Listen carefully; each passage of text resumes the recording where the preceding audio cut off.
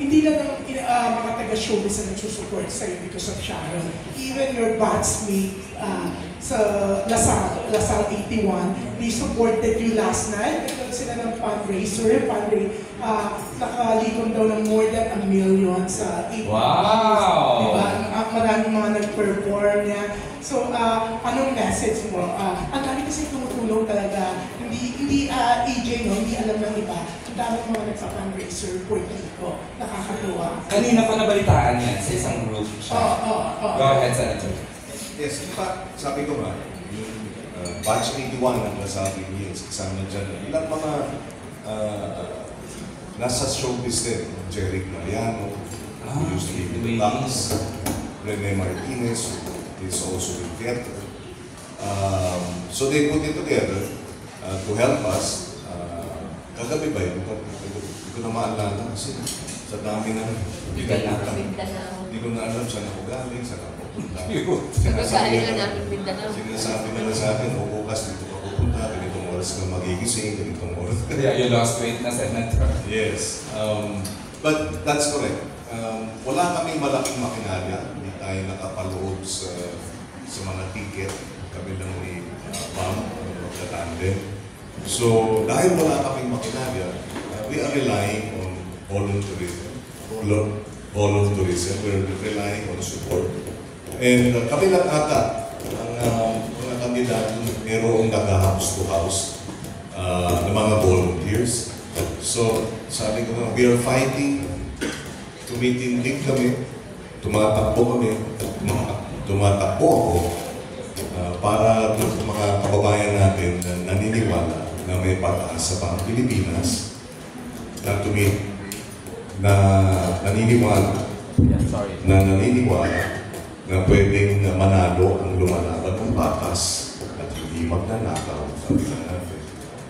At siyempre, yung subukan natin ipanalo ang tama. So, our people will be our source of inspiration. Our volunteers will be our source of strength. Sila ang magbibigay ng dagdag na tapang at dagdag na lakas para itawid natin ito hanggang sa finish line. At sila rin ang magpapanalo sa atin. So, yun. Nakakataba talaga ng puso yung ginagawa ng ating mga kababayan na tumutulong sa atin. Yeah. Actually, Senator Kiko, no? Siya, nandun kami pinaan last Wednesday sa Japan Medicine. Nakakatuwa na kahit ang sinusupport nila doon, yung mga sa administration, yung event, one of your sisters, sumalang doon, nag-campaign at saka nephew mo yata yung for you. Nakakatuwa na kahit yung mga nagsusupport sa administration candidates, they allow na makapag-campaign yung mga malalapit sa iyo, yung mga taong naniniwala sa iyo. Are you aware of that, Senator Kiko? Yes, na balitaan ko, and many other places actually. Kasi marami ang nagsasabi, hindi kami mag-straight, may mga isisingin kami. At kasama na rin siguro yun yung dati ko na silang natulungan. I have been in 3 terms in the Senate. We have probably helped over 2,000 LGUs. Kaya nga pag sinasabing walang nagawa, clearly it's a lie. So itong mga kasamahan natin, halimbawa sa Nueva Ecija, we were able to, when I was Food Security Secretary, approve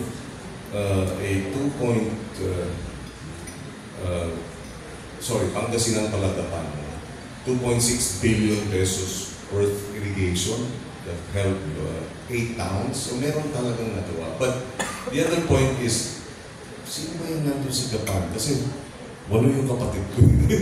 Lahat may ikot. So merong pumunta sa Japan, Nueva Ecija, nag-house to house, kasama yung pamangking ko. Si Anthony is now in Mindanao, together with Maricel. Wow. And they were with us in Jensan. Tapos tumuloy sila, si Maricel and Anthony went to Davao City, went to Panabo, umiikot din sila, went to Bigos. And then my Gary will be in Cebu. And Jerry is here. Of course.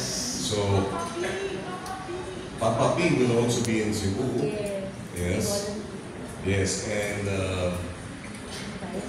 my brothers are in either Cavite or Parañaque or Palawan, and my sisters too. So, yeah, this was how my father also raised us. That pamilya dapat nagtutulungan, will be with each other, fighting for each other, helping one another. And that's why, yes. Tama-tama, lumabas na si Donnie Pangilinan sa PBB. I'm sure magkukontinue. Kasi siya, nakita ko yung video na nandun kayo sa isang campaign, nandun siya. Binibiro-biro mo pa siya kay Bel Mariano. Si Bel ba? Sasama ba? Hindi pa. Pero busy din. Busy. Speaking grabe na, openly na, ang dami naglabas na openly. Support ng your candidate. Vice ganda. Can enumerate? Vice, Okwang, Pinky Amador, Jed Madela, Rita Avila, Isa Calzado, Darren Espanto, Enchong Lee, Roby Domingo, Jonah, Parokya ni Edgar, River Maya, Ben and Ben also. They will be having a podcast on the 5th, May 5, today. Is it today? Yes, May 5 today. Julie, when is Ben and Ben? Today?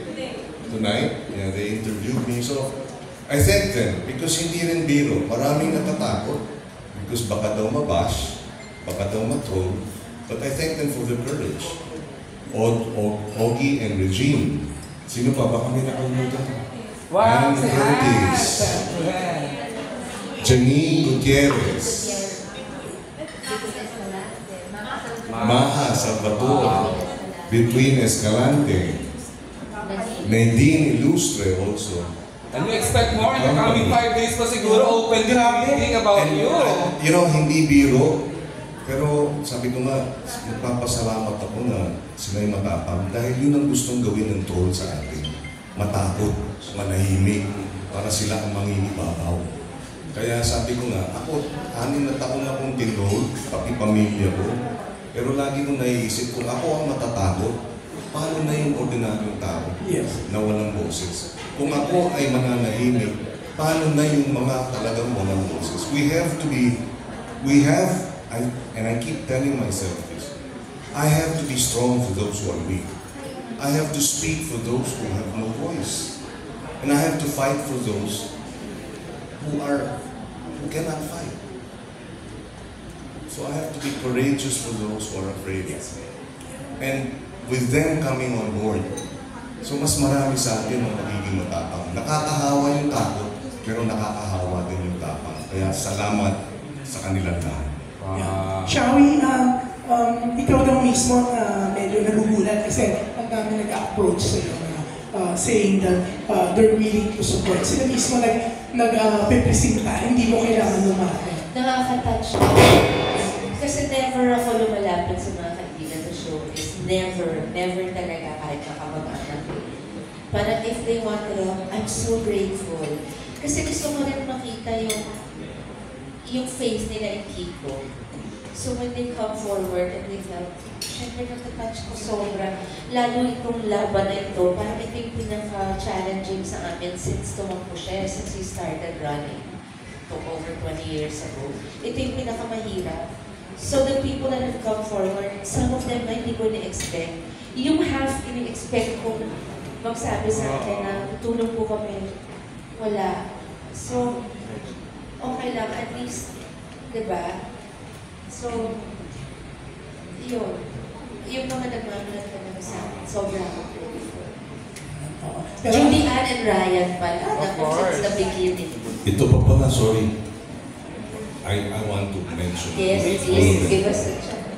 OG Diaz, Mama Loy, Leo Martinez, John Arcilia, Neri Naik,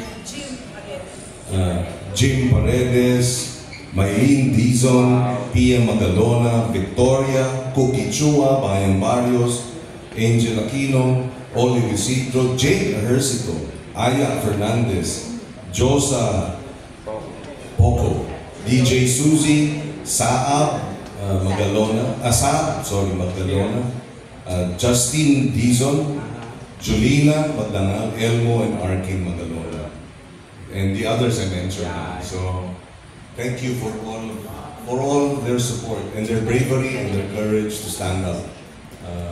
Because what we're fighting for really is the future of our country. I remember meeting Chak Chak. I met him before. He's 5 years old, campaigning for me. Yeah, and then little boy just last night. I'm sorry. Yeah. And I said, do you know why I'm here? Do you know why I'm here? Because I'm fighting for your future.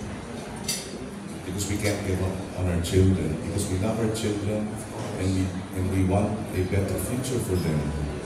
So ipaglalaban natin yung mga mahal natin sa buhay. Yes, si Venice. She was 2 years ago, 2022. In Boac, I met her. She's 13 now. And the moment I saw her, she started to tear up. And then she cried. Why? She campaigned so hard for us in 2022 when we people, and she was so hurt. And I told her, sabi ko sa kanya, I know it's painful. Sabi ko, alam ko nasaktan ka dahil masakit yung mabigo. Pero hindi tayo dapat tumigil ng pagmamahal. Kaya natin ginawa yan, tumakbo dahil mahal natin ang ating bansa, kaya ka lumaban dahil gusto mo ng mas magandang kinabukasan. Pero dahil nabigo tayo, hindi ibig sabihin hindi na tayo magmamahal ulit. We have to keep fighting for our country. We cannot give up. And that's why I'm running. Si Tatang Nek, who's now 91, is a farmer, has been farming for since he was 20, 70 plus years. He's still poor. From 5 hectares, 1 hektare na lang ang kanyang sinasaka. Tapos, baon pa sa utang. Tatlo silang magsasaka na nakausap ko from San Simon, Pampanga.